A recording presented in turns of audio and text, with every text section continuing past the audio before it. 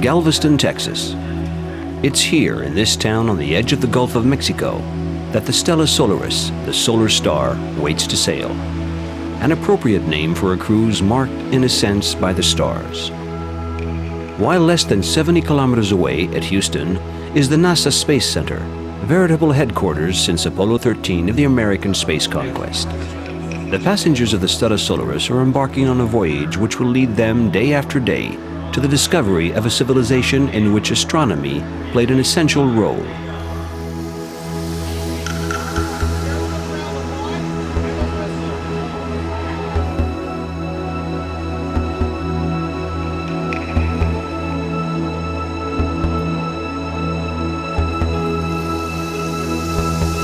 The Stella Solaris slowly leaves Galveston and commences its long two-day crossing of the Gulf of Mexico towards the Mexican peninsula of Yucatan.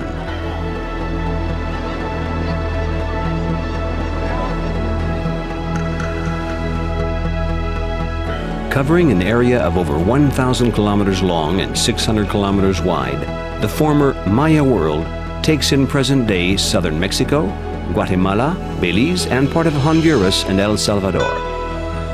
Since the dawn of our era right up until the 15th century, the magnificent, powerful, and mysterious cities of Tulum, Chichen Itza, Copan, and Tikal represented the splendor of the Maya world.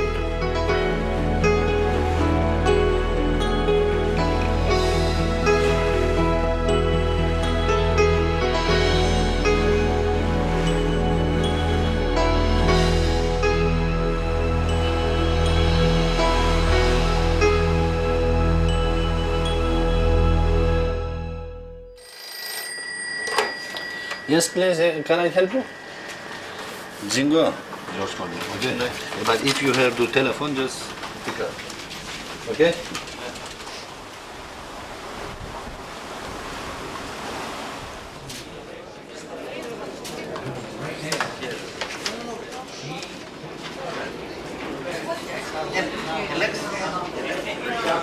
During the 2 days at sea since leaving Galveston, the passengers have had time to familiarize themselves with their boat. As the Mexican coast comes into sight, some of them are eager to obtain last-minute information. Prenez ces fiches, vous sortez, prenez votre taxi, vous faites ce que vous voulez toute la journée. Others, more studious, carefully read through the information brochures provided by the onboard lecturers.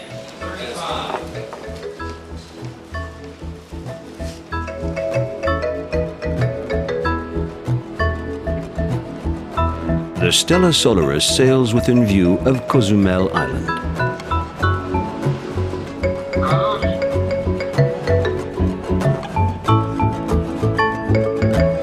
Occupied by the Maya for 2,000 years, Cozumel was then almost completely abandoned. It wasn't until the Second World War, when Captain Cousteau explored the Palancar Reef, that the island was rediscovered and revealed to the world. Since then, Cozumel has become one of Mexico's most popular tourist resorts and one of the most favored stopover points for cruise ships coming from Florida.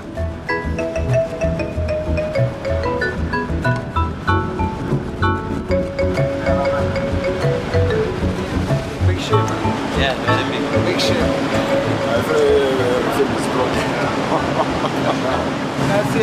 We normally receive about 20 boats a week. The tourists who come here are mainly Italian, French, German, and Americans. Lots of Americans. Really? Lots of Americans? Yes, they come from Miami, Florida. It takes an hour to sail from Playa del Carmen to Cozumel with this boat.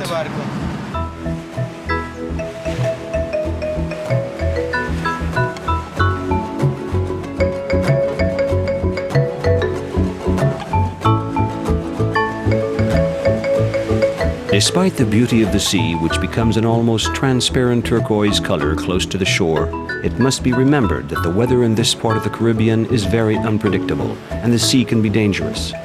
It's thus that one of the creators of the world in Maya mythology was named Huracan, the origin of our present-day word hurricane.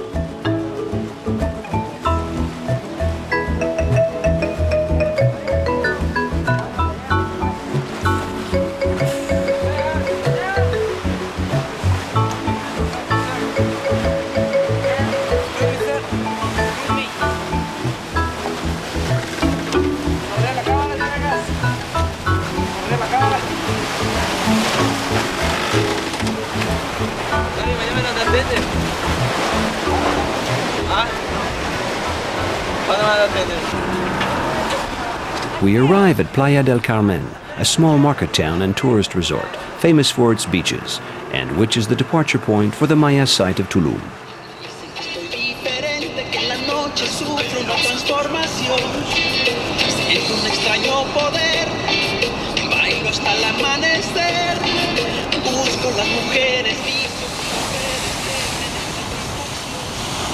We are in Tulum, and this city is located in front of the Caribbean Sea.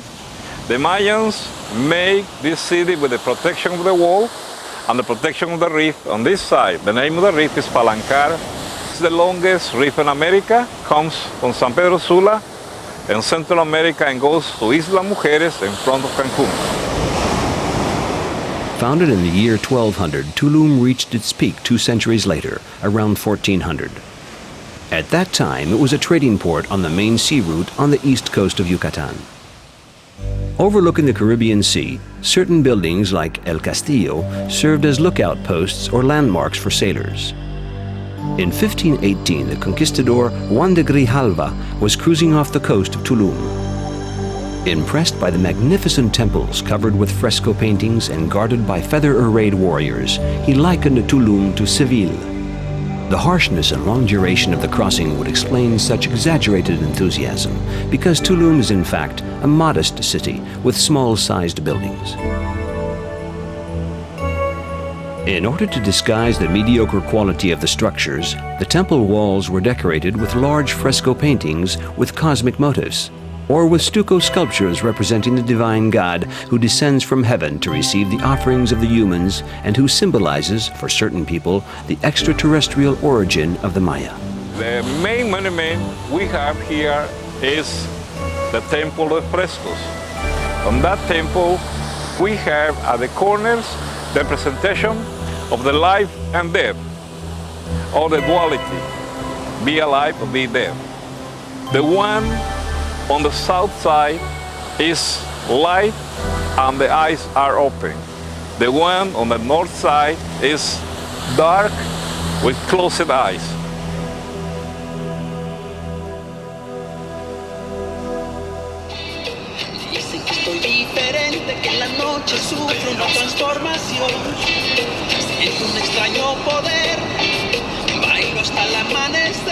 A rudimentary hut with a roof made of palm trees, built on a cultivated patch of forest, this is the traditional dwelling of the Yucatan lowland population. The descendants of the Maya number approximately 6 million. After suffering the Spanish conquest and the culture shock of colonization, the descendants of the Maya are today still considered second-class citizens, Indios.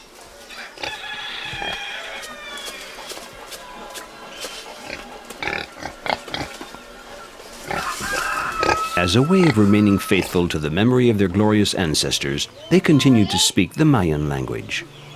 Ah, you want to speak Maya? I don't speak Maya. But can you tell me if you feel Mayan or Mexican? Only Mayan. You're proud of being Mayan? I speak a little Spanish, but otherwise only Maya.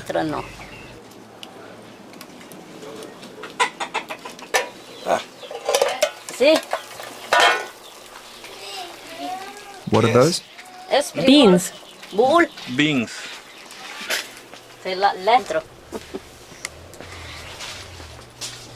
A distinctive feature of the Yucatan bedroom is the hammock, formerly made from woven agave fibers, now replaced by cotton.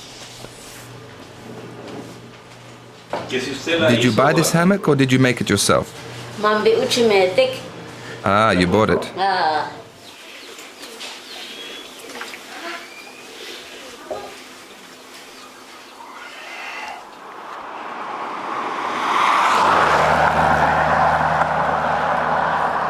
The Yucatan Peninsula is an immense limestone-covered plain. In certain parts where the layer has subsided, the subterranean water rises to the surface, forming natural wells or sinkholes, the cenotes. The cenotes were held sacred by the Maya, who used them as places for offerings, including human sacrifice, as in the sacred cenote at Chichen Itza. Today, these wells, which can be counted in hundreds all over Yucatan, constitute small sources of income for their owners. For a few pesos, you can swim in them or even dive in some of the deeper ones that provide access to the subterranean water channels.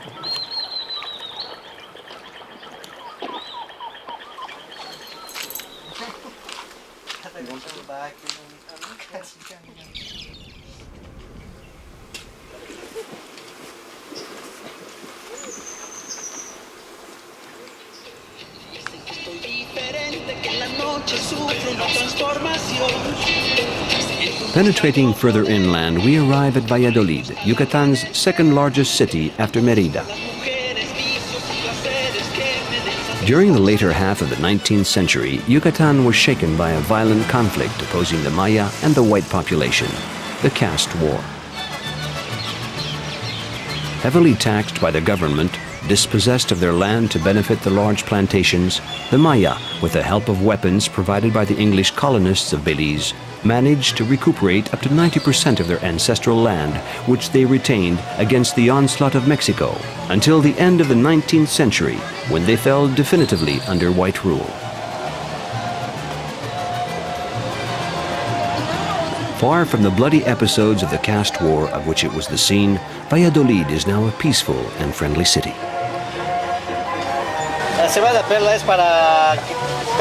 Pearl barley, it's for children who are dehydrated. And the sapodilla cordialta for the stomach problems. Oh, for stomach problems. Yes, it's good for the stomach. And what about the others? The tamarind cordial is just for refreshment.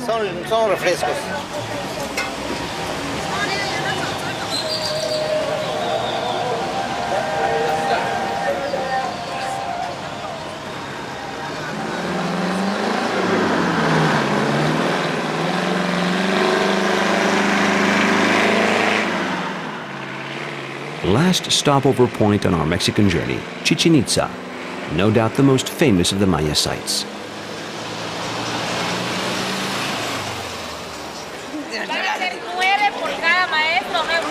It's the 21st of March, date of the spring equinox. The visitors are crowding to admire Kpan, the plumed serpent who gave its name to the pyramid, and is brought to life on this precise date by the rays of the setting sun which undulate up the northern stairway of the pyramid.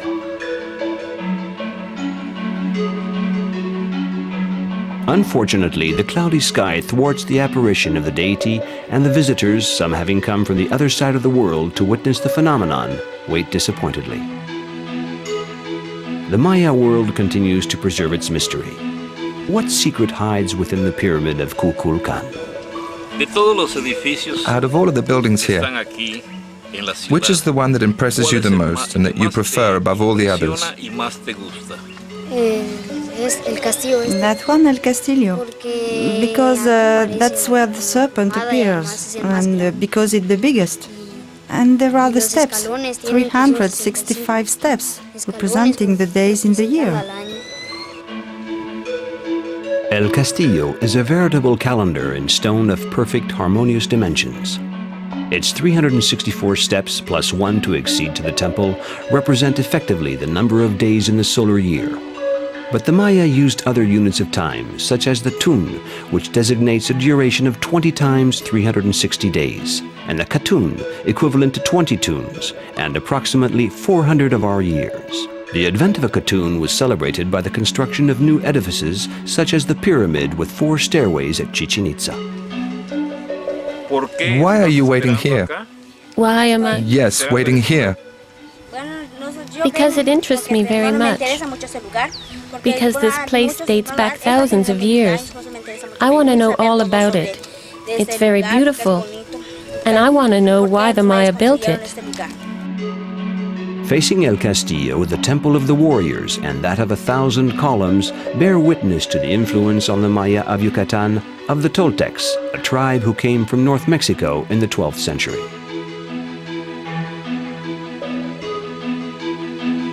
The columns, composed of square drums, are decorated with carved relief figures representing Toltec warriors or deities.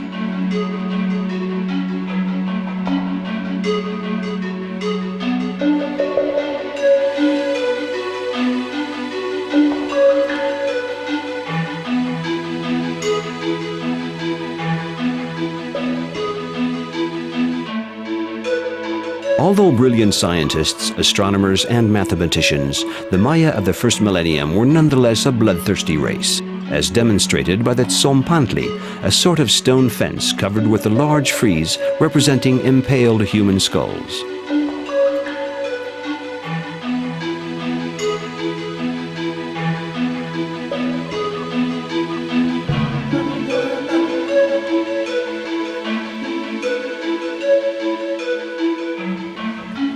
Chichen Itza was abandoned in circumstances that remain obscure. However, during the colonial period that followed, the Maya cult continued to be practiced in secret on the remains of the ancient city.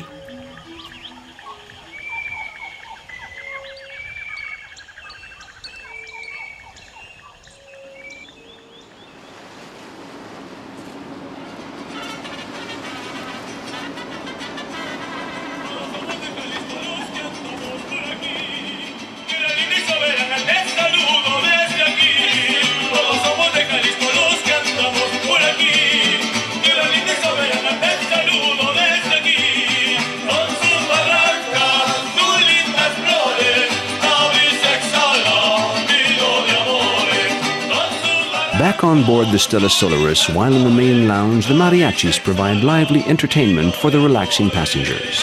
Scott Carpenter, one of the first American astronauts, tells us of his admiration for the ancient Maya. There is a similarity between what the ancient Maya did and what we are doing today in our explorations. They had this fascination for the skies, as we do, and their sculptures revealed a beautiful thing that they did, and that was the gaining of an understanding of how the heavens worked.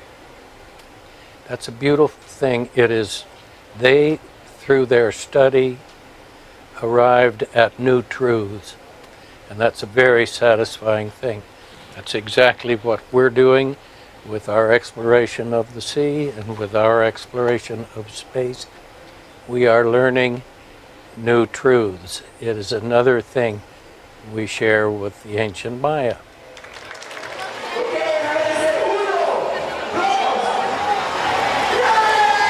Carlos and Charlie's, the meeting place for all crew members of boats that anchor at Cozumel.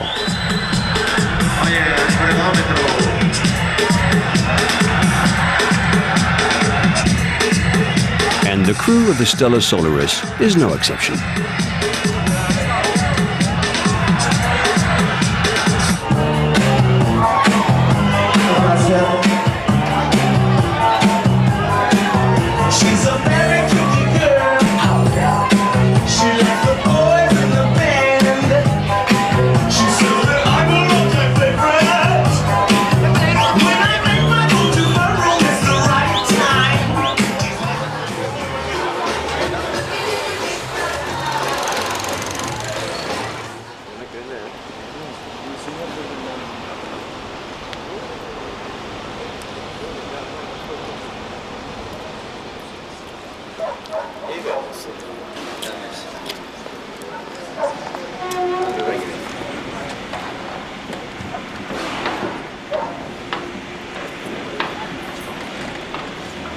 Late in the night, after the crew has come back on board, the fire prevention officer performs his enigmatic ritual in the ship's passageways.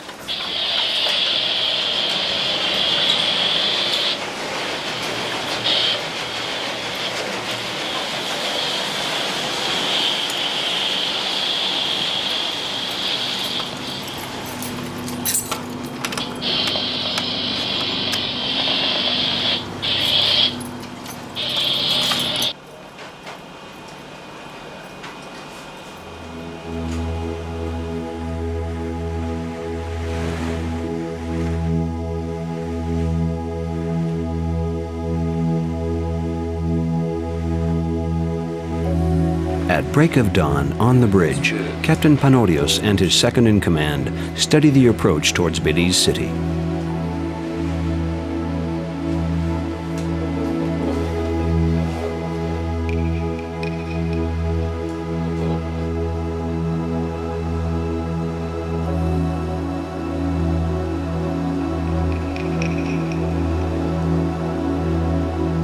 Belize City is protected by a section of the coral reef glimpsed in Yucatan, offshore of Tulum.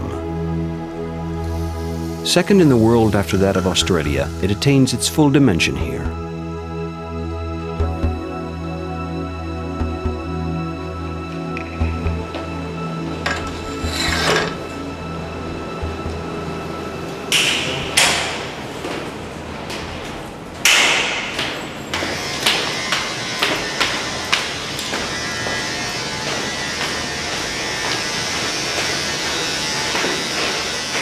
As a makeshift hairdresser opens for business, the Stella Solaris drops anchor.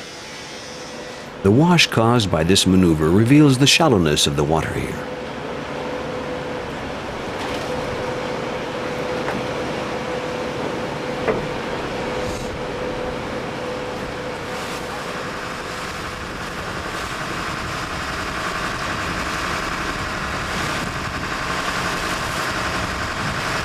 Exceptionally, the passengers are taken ashore in high-powered boats from Belize City, which are habitually used for the link-up with Lekay, the group of islands sheltered by the reef. When you measure the distance separating the Stella Solaris from the shore, you can appreciate the utility of these extremely powerful boats.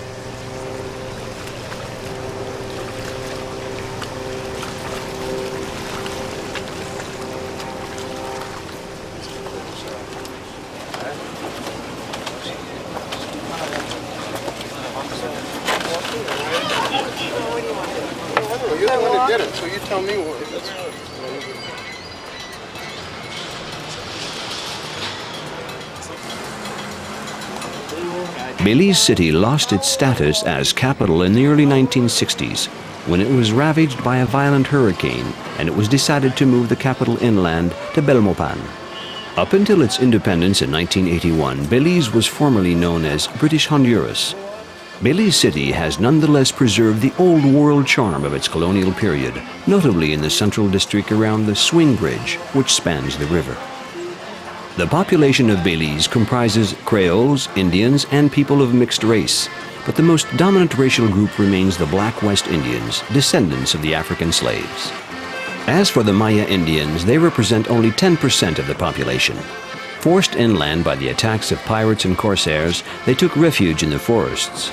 Their Yucatan brothers who fled from Mexico at the end of the 19th century after the caste war joined them there. With less than 180,000 inhabitants, Belize is the least populated country in Central America, which doesn't prevent patriotism from expressing itself, if only through song.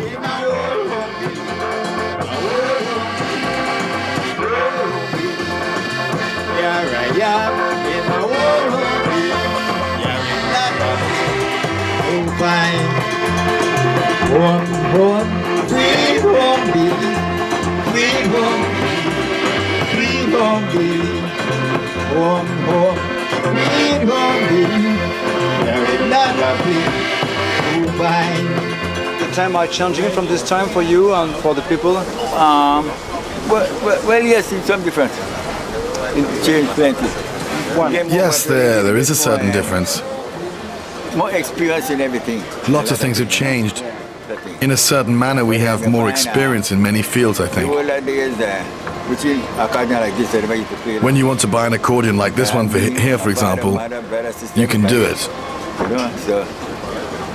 Before, with my father, my mother, and my brothers, we were too many, it was impossible. My father and mother lived on a farm. We had nothing, no cassettes, nothing.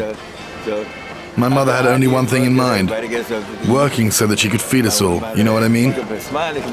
My mother always used to say to me, "It doesn't matter, smile." So I used to dance with her. When I think back to that time, I prefer the choices I've made and the peaceful life I lead now.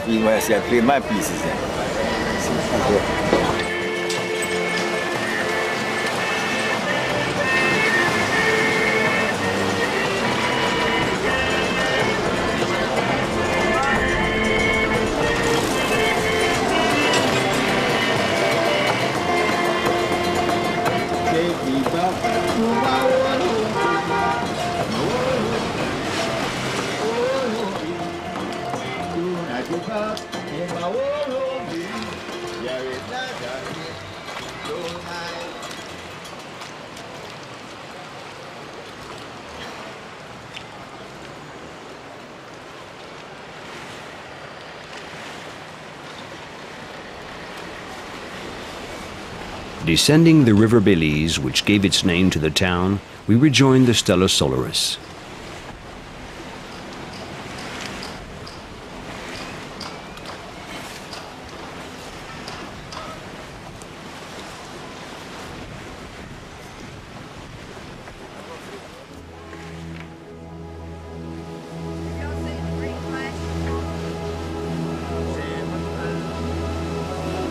As the day draws to an end, a group of passengers gather around a lecturer, attempting unsuccessfully to catch a glimpse of the famous green ray, which appears as the sun sinks below the horizon.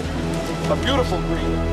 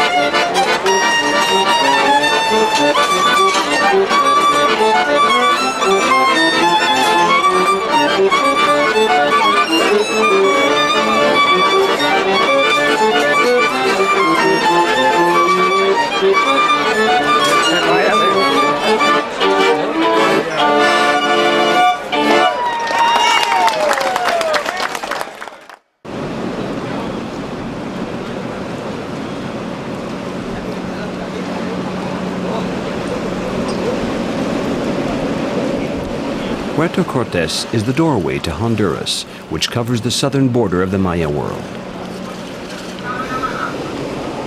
The Stella Solaris slowly pulls into dock.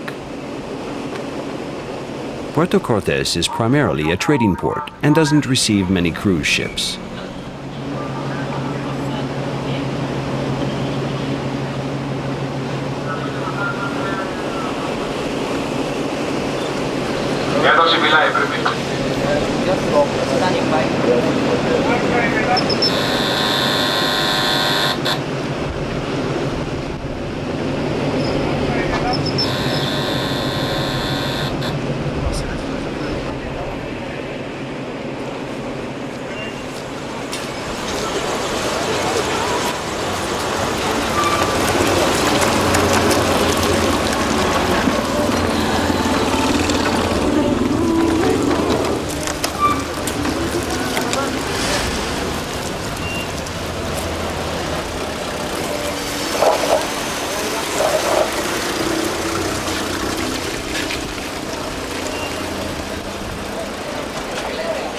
The light rain that heralded our arrival having stopped, we take the route leading inland towards Copan.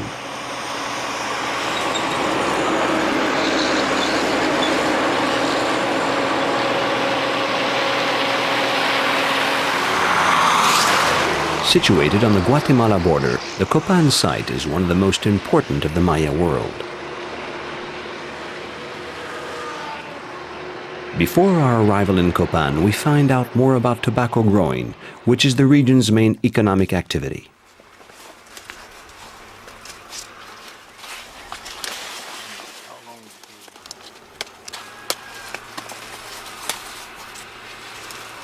It takes 70 days to grow tobacco.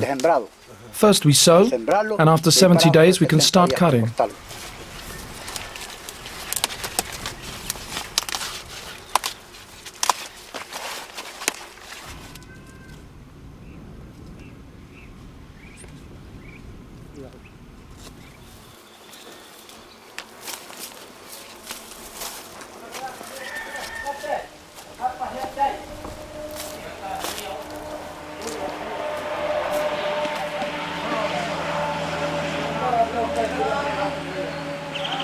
After being cut, the tobacco is stored in a large hanger. The tobacco leaves are then detached from their branches and hung up to dry.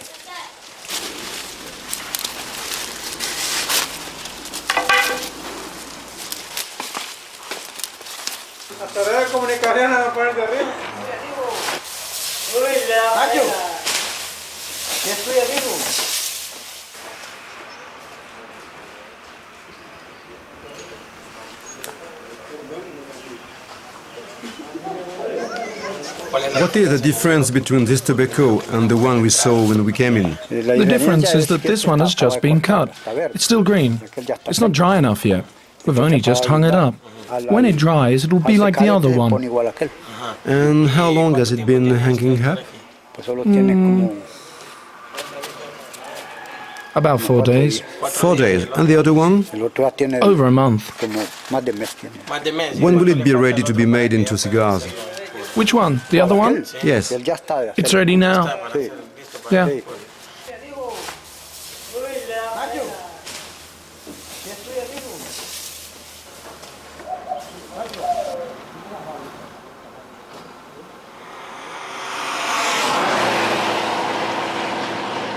A few meters away on the other side of the road, Maria earns a few lampiras, the Honduran currency, making cigars. Where do you get the tobacco? I buy it here and there from people who work in the fields and who bring me some, when I'm not busy doing anything else like housework or cooking. I make 300 cigars a day. 300 a day? Yes. And how do people know that you sell cigars? Because a lot of people come here. They're always looking for good cigars. So they ask around, and that's how they find me.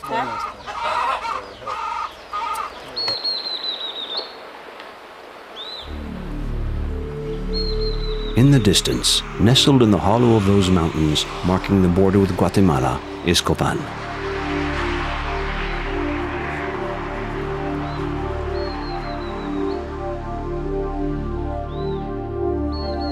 Copan, like all the important Maya sites, was a real city and not only a political or religious center. The first recorded date at Copan is the year 435, but it's in the 8th century that the city reached its peak. All the sovereign rulers of Copan took their names from the stars or the animals in the surrounding forests. Amongst them, the king known as 18 Rabbit is undoubtedly the most famous. He's responsible for the completion of the Acropolis and the terraces surrounding the central plaza. More interested, it seems, by art than by war, the king 18 Rabbit was captured by warriors from the rival city of Quirigua and sacrificed on the 3rd of May, 738. The sovereigns who succeeded him, such as Smoke Monkey and Smoke Squirrel, continued his work.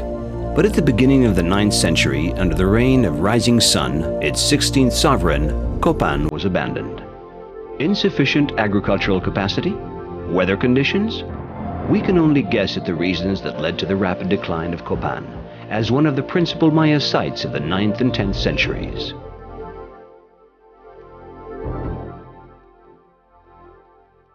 What is remarkable at Copan, and which sets this Maya site apart from all the others, is the quantity and beauty of its sculptures, some of which are combined with the monuments.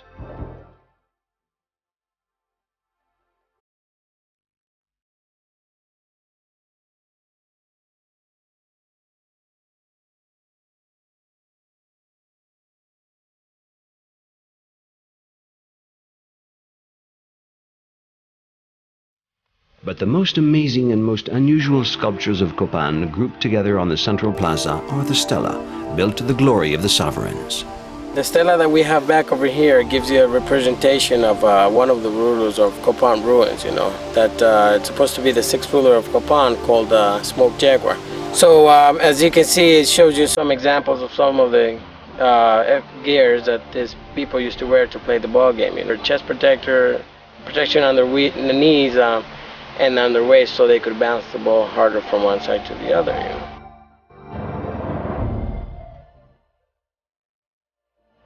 Built to celebrate the ascension to the throne of 18 Rabbit, the Stella represents the earth in the form of a monster out of which the sovereign seems to emerge, dressed in a loincloth and belts.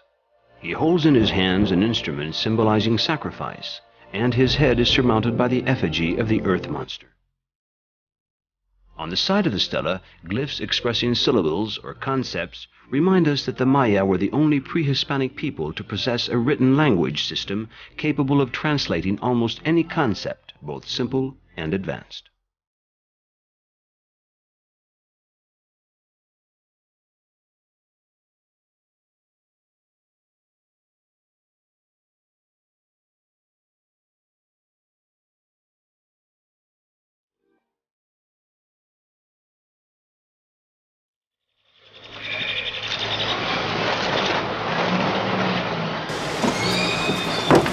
¿Y es pequeña también? Sí, de todo.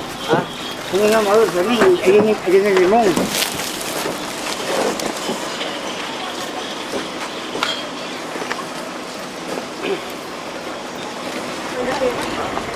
With its lime-washed walls and grid-pattern design back streets surrounding the village square, Copan, situated less than a kilometer from the Maya site, has preserved its traditional character.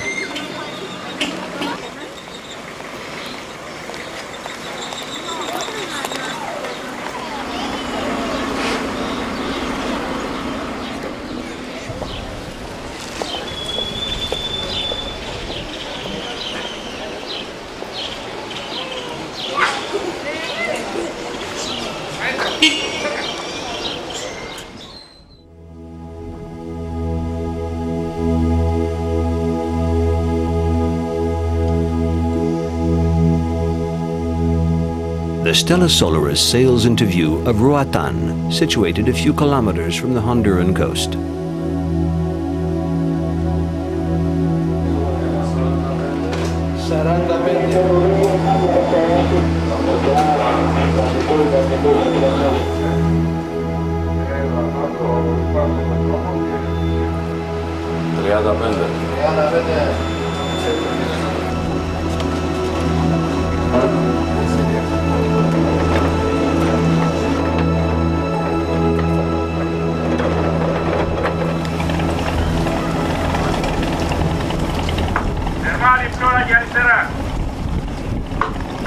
The island of Roatan, situated outside the Maya population zone, has a unique position in the region. But what attracts the tourists to this exotic island is the hot sun and warm, limpid sea. Dorn Ebanks, who is fascinated by the history of this island, gives us his opinion on this. Well, in this season, rain and wind is not normal. We are accustomed to have a very tropical climate, which means a high degree of temperature and also sunlight. But due to the fact of the global weather pattern known as El Nino, we have a very high fluctuation in the weather here in Latin America and also in Central America. Yes, the situation is that the Mayan Indian did not settle here on the island. It was the Payan Indian. And there are evidences of their original settlement here on these islands. In many hills and mountains and ranges of this archipelago, you can find artifacts, trinkets, and different things, pottery and residuum from tables that they use for ceremonies. And during the year 1796 and 1797, there was an uprising in St. Vincent the Grenadine in the Antilles. And the uprising was a product of the Indian and Caribbean mixture, Indian and Afro-Caribbean mixture. It was black slaves and some Indians mixed. And this group of people were not so motivated or excited about slavery.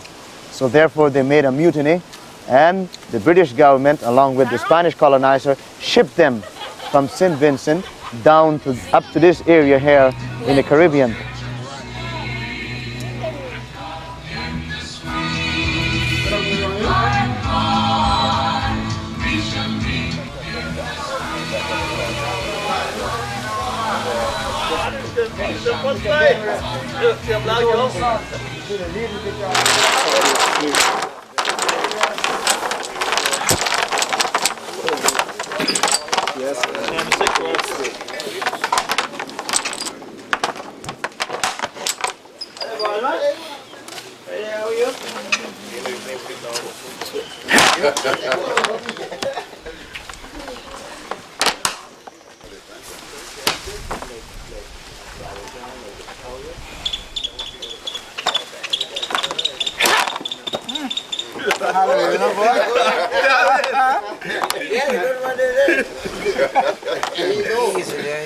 like that.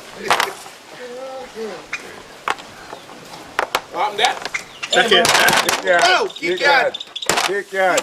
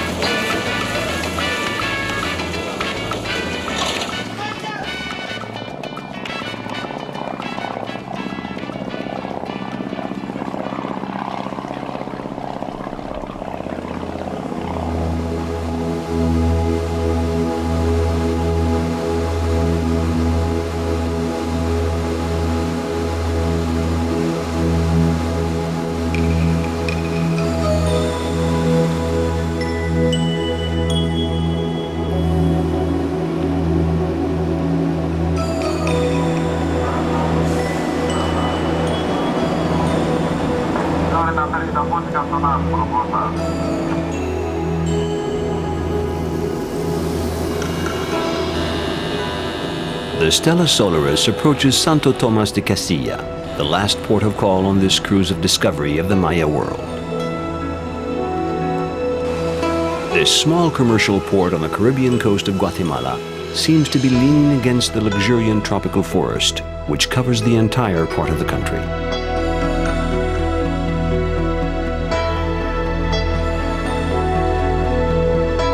We fly over the thick jungle, heading towards the province of Kpan, where the most beautiful and mysterious jewel of the Maya Empire is to be found, Tikal. Before going to Tikal, let's stop at Flores. Situated on an island in the Lake Petenitza, Flores is a small town with brightly colored houses.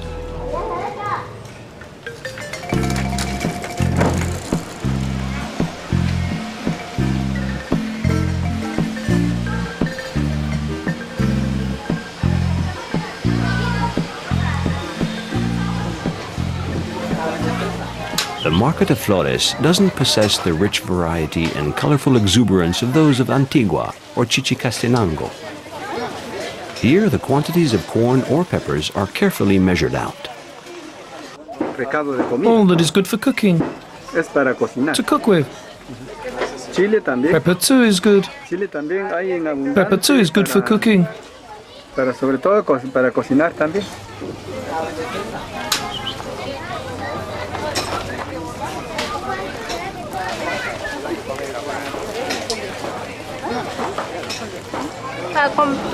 We use them for cooking beans and lots of other things.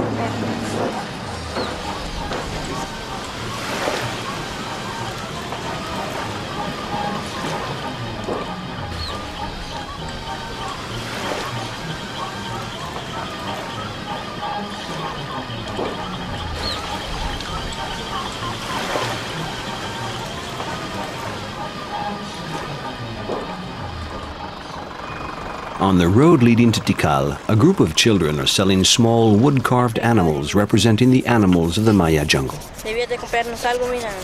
Que sea un recuerdito. Aquí vale lo acabado. Mira, esta madera se llama hobiyu. Hobiyu. Hobiyu. Bioho. Es un leño muy duro.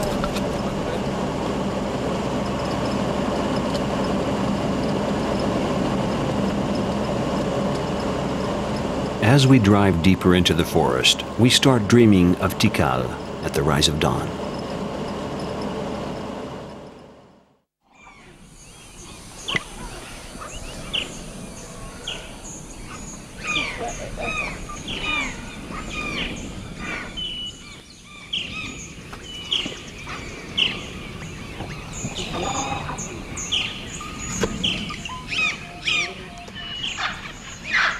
At At the summit of the Pyramid of the Lost World, we listen, enraptured, to the sounds of the waking forest, the flight of toucans or parakeets.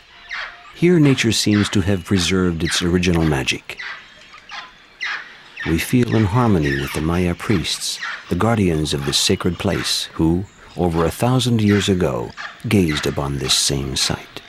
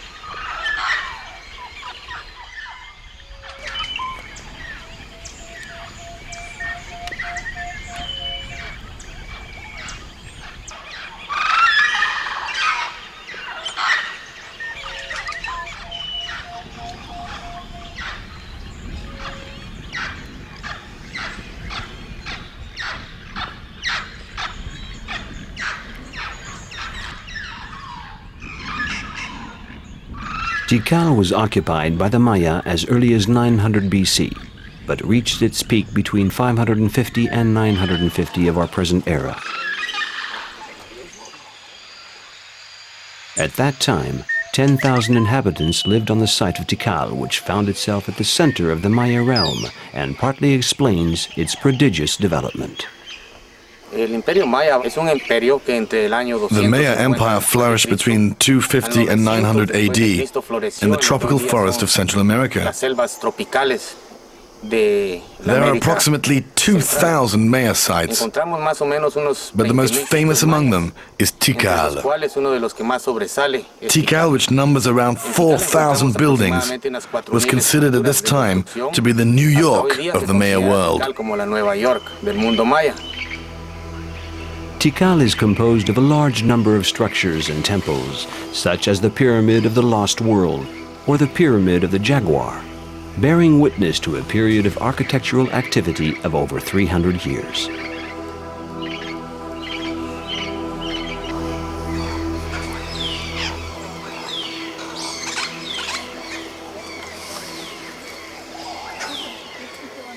A friendly and familiar inhabitant of Tikal, a Coati strolls nonchalantly amongst the ruins.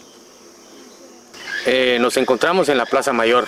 This is Plaza Mayor, which constitutes the center of Tikal. The elite used to come here to attend the ceremonies performed by the high priests. Can you visualize one of these priests approaching the temple with his feather headdress, his accessories, necklaces, bracelets, his belt and the cape made from a jaguar pelt? When he climbed the steps, he looked like a snake. And when he reached the summit of the temple, the entire community could admire him in all his splendor. Amongst the elements making up the pyramid, like this one here for example, there is, first of all, a Stella, which represents the supreme ruler. Next, there are 3 platforms representing harmony and stability. Then the 4th level, representing the 4 cardinal points. Then the level above, with the cornice, that makes 5. The 5 extremes, the 5 senses, and the 2 top levels, that makes 7. 7 representing the rainbow, the alliance between God and his human creatures.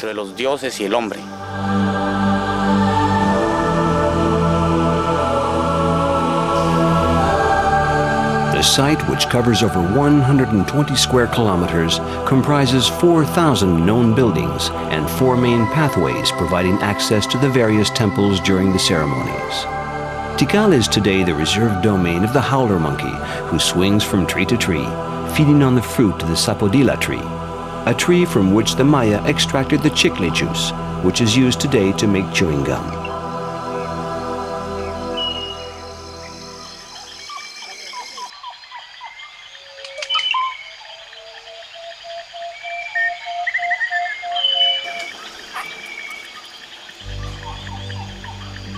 At the time of the abandon of Tikal by the Maya, the large platform of the North Acropolis supported 8 funerary temples.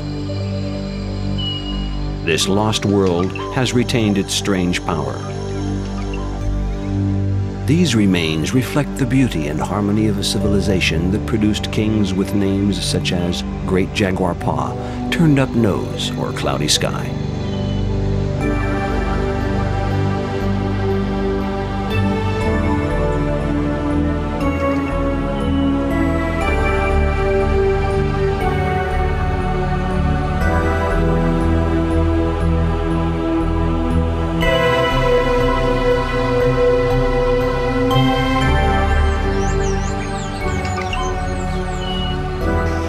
The Maya were polytheist. They believed in many gods, as well as in one supreme god. The cardinal points reflect the creation of the world. The east represents the birth of the sovereign planet. The west marks the evening. The east is red, the west is black. The south is represented by the color yellow, and the north by the color white. The center of the earth is green. Radiating out from its capital, the Maya civilization flourished and dominated this part of Central America for several centuries before finally disappearing, swallowed up by the tropical rainforests. Even the conquistador, Hernan Cortes, didn't manage to discover Tikal. Protected today at the center of a national park reserve, this site remains the symbol of the mystery and magnificence of the Maya.